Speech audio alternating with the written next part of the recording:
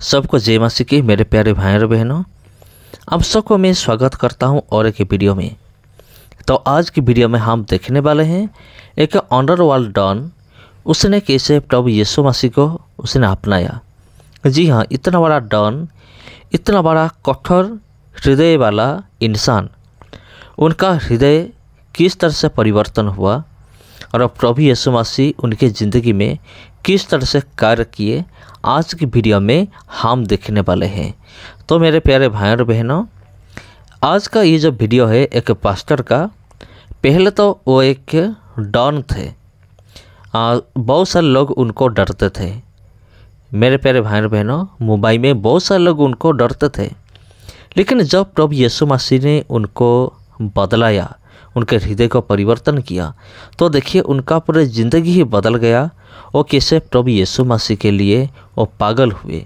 जी हाँ, चलिए ज़्यादा देर ना करते हुए आज की वीडियो का हम शुरू करते हैं। जय मसीह की पास्टर जी। जय मसीह की ब्रदर। पास्टर जी, स्वागत है आपका प्रोग्राम गवाह यीशु में। शालोम। तो पास्टर जी, सबसे पहले मैं चाहता हूं कि आप दर्शकों को अपना इंट्रोडक्शन दीजिए कि आप कहाँ के रहने वाले हैं और कहाँ सेवकाई करते हैं। जय मसीह की सबको। मेरा नाम पास्टर अब्राहम है, अब्राहम मनोज, और मैं बेसिकली बॉम्बे से बिलोंग करता हूँ। और मैं पूरे इंडिया में और अदर 13 कंट्रीज़ में ऑनलाइन के थ्रू और पूरे इंडिया में जहाँ जहाँ पे भी मुझे प्रभु मौका दे रहा है वहाँ पे प्रभु के काम कर रहा है और ब्रांचेस बढ़ती जा रहे हैं, प्रभु की महिमा हो रही है। तो पास्टर जी, हम जानना चाहते हैं कि मसीह में आने से पहले आपकी लाइफ कैसी थी। मेरा नाम पहले श्रीकांत पवार है और मैं बेसिकली रहने वाला हूँ महाराष्ट्र बॉम्बे से। उसके आगे एक विलेज है मेरा 300 किलोमीटर आगे, वहाँ पे हम रहते हैं। मेरी फैमिली बेसिकली वहाँ से बिलोंग करती है। तो मैं थोड़ा सा आपको रिवर्ट में लेना चाहूँगा।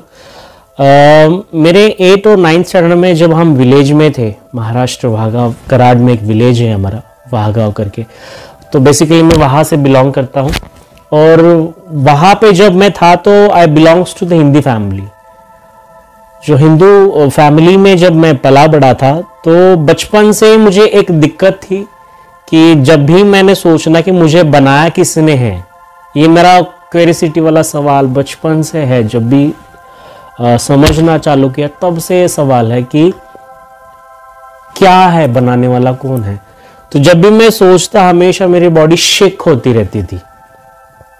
तो इस क्यूरियोसिटी में जब मैं खुदा को ढूंढने गया, तो हमारे जो फैमिली गॉड्स थे और लेडी गॉड्स है, तो उसकी मैं सेवा करना चालू किया। और 9th स्टैंडर्ड में बहुत ज़्यादा रीति से मैं करने लग गया। जैसे सुबह 5 बजे उठना, उन मूर्तियों को धोना, उनको हल्दी कुमकुम लगाना, तेल से अभिषेक करना, दूध से अभिषेक करना, इवन फैमिली वालों को समझना कि मैं प्राइस्ड हूँ, तुम कुछ भी नहीं हो। तो एक है ना हाईएस्ट वाली जो फीलिंग होती है ना, वो वाली फीलिंग के साथ में बढ़ता रहा।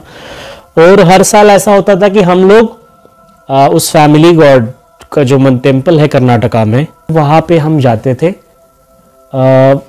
उनकी यात्रा रहती थी, वहाँ पे हम लोग जाते थे।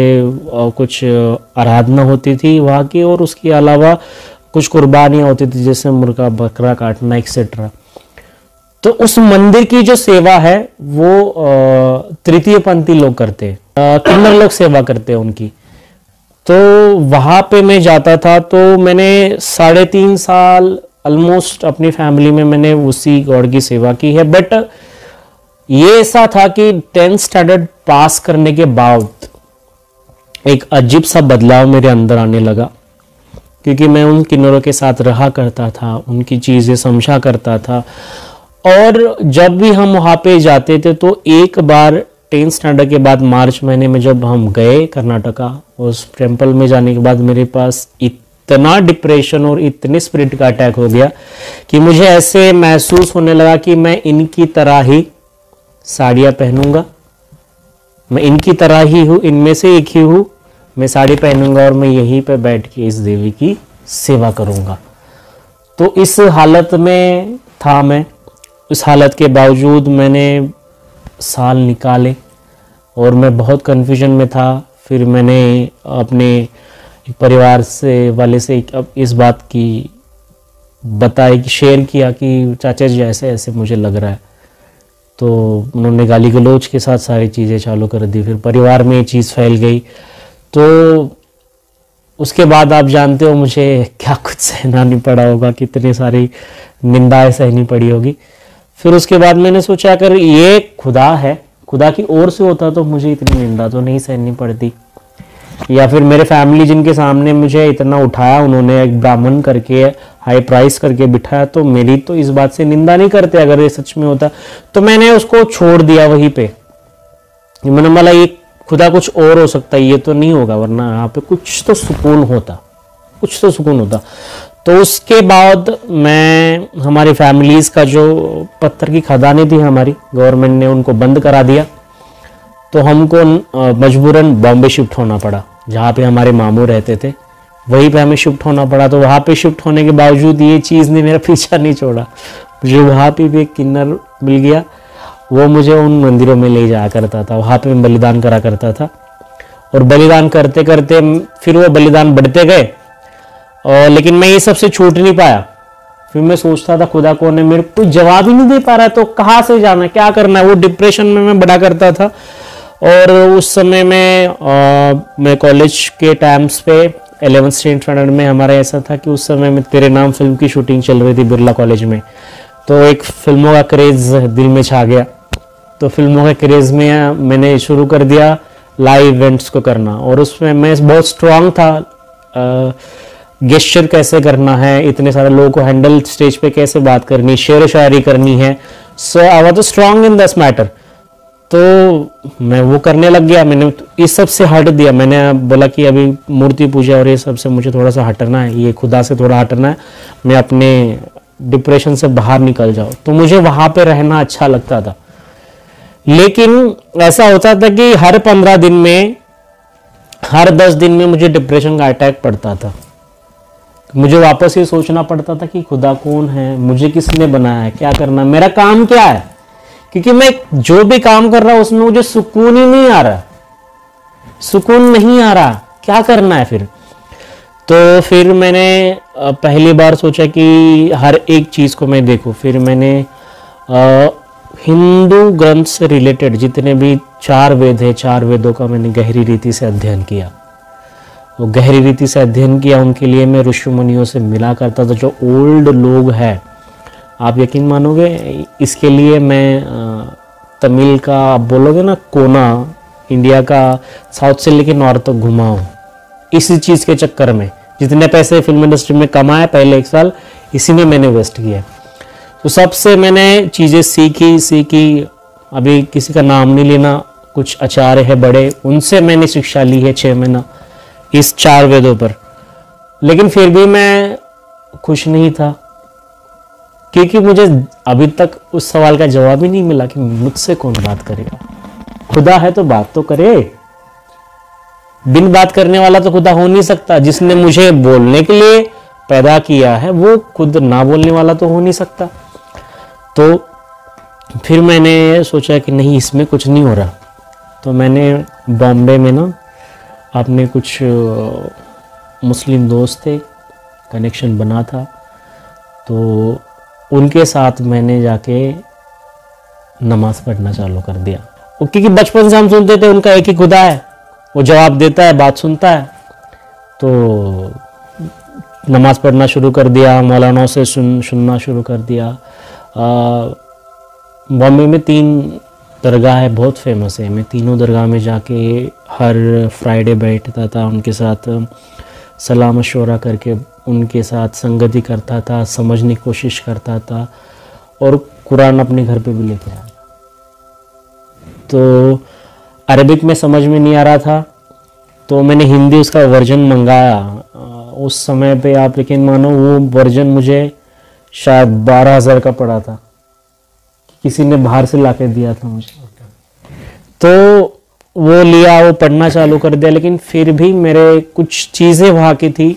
मुझे किसी के धर्म को कुछ नहीं बोलना, ना किसी को कुछ टोंड मारना है, बट मुझे इतना कहना कि मुझे जो आंसर चाहिए था वो वहाँ पे मुझे नहीं मिला।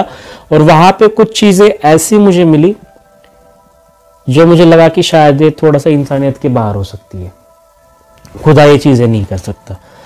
तो फिर मैंने यहाँ पे नहीं जाना करके मैंने 1.5 साल वेस्ट करके फिर वहाँ से बंद कर दिया। लेकिन आज भी लोग मुझे बहुत इज्जत देते, खुदा की महिमा है, जो भी धर्म के, लेकिन इज्जत देते वहाँ पे भी। तो उसके बाद मैंने बौद्धिज्म के लिए कोशिश की। फिर हम तिब्बत तक गए।